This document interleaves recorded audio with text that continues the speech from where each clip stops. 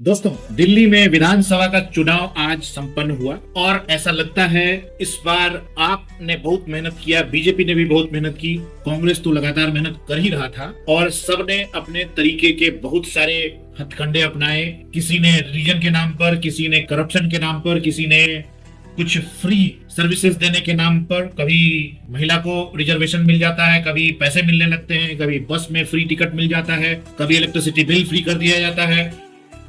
इस तरीके के हथकंडे अपनाए गए हैं पास्ट में दिल्ली के सत्ता को हासिल करने के लिए आपके द्वारा। इन सब पर प्रहार करते हुए बीजेपी के कार्यकर्ताओं ने, नेताओं ने केजरीवाल सरकार को बार बार घेरा है और अब अतिशी सरकार भी केजरीवाल के हथकंडे अपना रही है और आपका ये एजेंडा है कि दिल्ली में किसी न किसी तरीके से सत्ता हथियाया जाए और लगभग लंबे समय तक, समझिए 3 टर्म हो से ज्यादा हो गया, आप दिल्ली के सरकार बना रही है और बीजेपी बार बार एफर्ट्स लगाने के बावजूद हार जा रही है।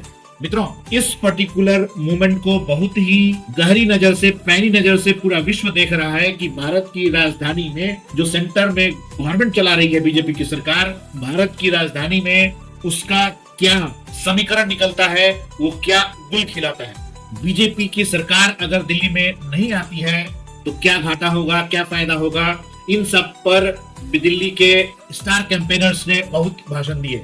इस बीच में केजरीवाल का अरेस्ट होना, मनीष सिसोदिया का अरेस्ट होना और बहुत सारे करप्शन स्कैंडल का एक्सपोजर, इंक्लूडिंग शराब घोटाला और दंगे दिल्ली में जो हुए और ईडी के जो रेड पड़े, इन सब का एक सम्मिश्रण बना है दिल्ली में, जिससे कि दिल्ली की जनता बार बार ये कह रही है कि और डाउट कर रही है केजरीवाल पे।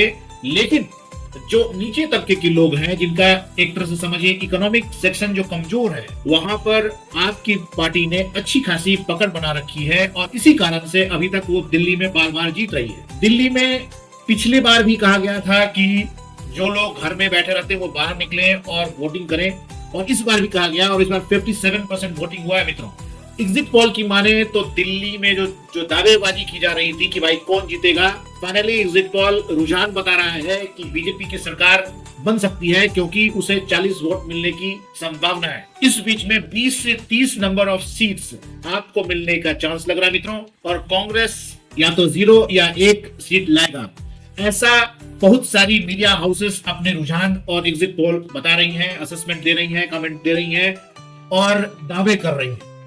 इन दावों के बीच में जो सबसे इंपॉर्टेंट मुद्दा सारे लोग भूल जा रहे हैं वो ये है कि दिल्ली में लगातार पोल्यूशन, दिल्ली की जनता को सांस लेने में दिक्कत हो रही है, उससे मल्टीप्लायर इफेक्ट हो रहा है, स्वास्थ्य खराब हो रहा है लोगों का और उसके कारण से क्वालिटी ऑफ लाइफ खराब हो रहा है।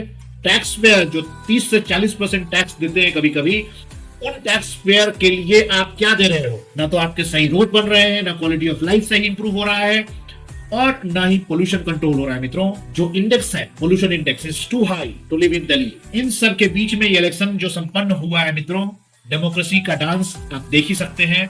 57% वोटिंग हुआ है। बहुत जल्द आपके पास पूरा रिपोर्ट आ जाएगा दिल्ली के इलेक्शन का। मीनवाइल अगर आपके पास कुछ कमेंट्स है, कुछ असेसमेंट है, कुछ विचार देना चाहते हैं तो हमारे चैनल पर आकर विचार दे सकते हैं और हमारे वीडियो के नीचे जो कमेंट बॉक्स है उसमें आप अपने कमेंट्स दे सकते हैं। मित्रों, आपने समय दिया उसके लिए बहुत बहुत धन्यवाद। हमारे चैनल कानून प्लस को सब्सक्राइब करना ना भूलें। Till then, goodbye and adios.